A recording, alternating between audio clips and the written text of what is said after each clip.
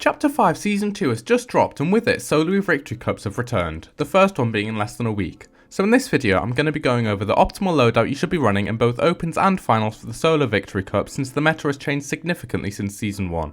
So, I'd really appreciate it if you could like and subscribe, and without further ado, let's get into it. So before I tell you about my optimal loadouts, I'm going to be going over all the weapons in the meta this season, because to be honest, some of these choices are more personal preference, and it really depends on how you want to play the game.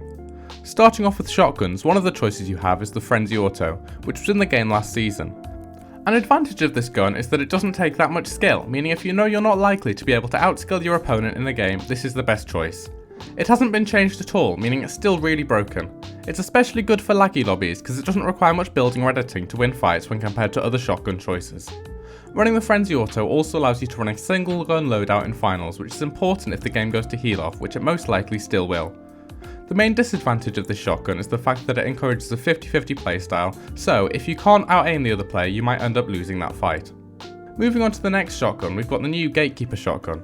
This has been the shotgun of choice for many pros since the start of the season, especially if they're able to get their hands on the mythic version from Cerberus in Grimgate. This has got an incredibly high damage, with the gold version doing 92 to the body and 138 to the head, with a fire rate that's closer to attack shotgun. However, it only has 3 shots in its mag and it reloads all of them at once, so you have to be confident that you can hit your shots if you're going to run this shotgun. Alternatively, unless you've got the mythic, you can use a mod bench in a weapon bunker to add the extended mag to it, which will give it 5 shots, making it more viable. Finally, we've got the Hammer Pump shotgun. There's not really much to say about this gun, it's just a standard pump shotgun. High damage, low fire rate, and encourages good peaks. If you're confident in your building, editing, and piece control, the pump might be the choice for you. The one thing I would say though is that it's harder to use in laggy lobbies, so it's probably better running one of the other 2 shotguns in finals. Now, moving on to secondary weapons, the first one I'm going to talk about is the new Harbinger SMG, which has replaced last season's Hyper SMG. The difference between the Harbinger and the Hyper is the fact that the new SMG has a higher damage per shot but a lower fire rate. And if you put the extended mag on it, it has a mag size of 40 shots, making it really powerful. If you don't want to run the Harbinger, you could choose to run the Thunderburst SMG, which has returned from last season completely unchanged. This means that it still shoots dead straight with the laser attachment, has good structure damage and does lots of damage through turbo built walls. If you watched any competitive last season, you know that this is the weapon that pros are running the most, but actually this season you might find that some pros are running the new Warforged AR over the Thunderburst. This has replaced the Striker AR from season 1 and is different in the fact that it does more damage per shot with a lower fire rate.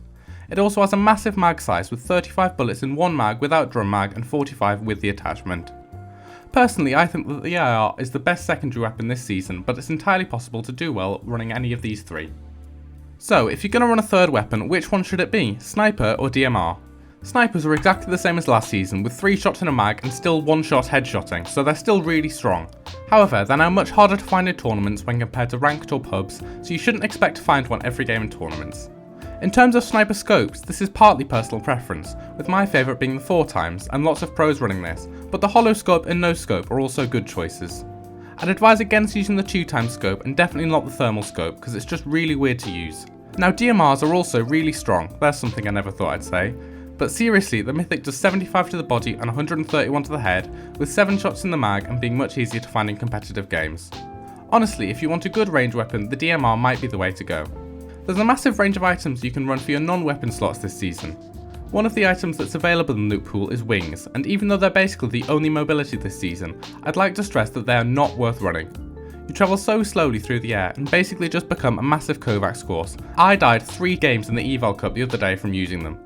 The only item that will be classed as mobility this season is the Flowberries or the Flowberry Fizz Jar, which I would definitely suggest you carry because it's also a really good healing item. Carrying medkits, floppers or splashes for white meds is also important, especially in finals, and you should be carrying big pots over minis until you find a Fizz Jar. Another utility item that is actually in tournaments this season is the Zeus Lightning Bolt, which, if you've played ranked or pubs this season, you'll be very familiar with.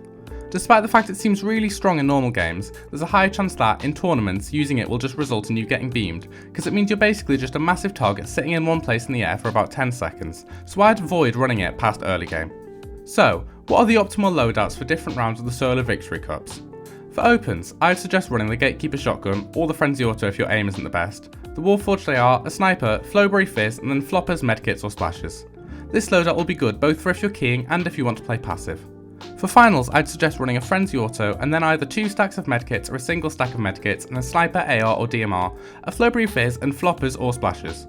This will prepare you for a heal off while also ensuring you're prepared to fight if it comes to it.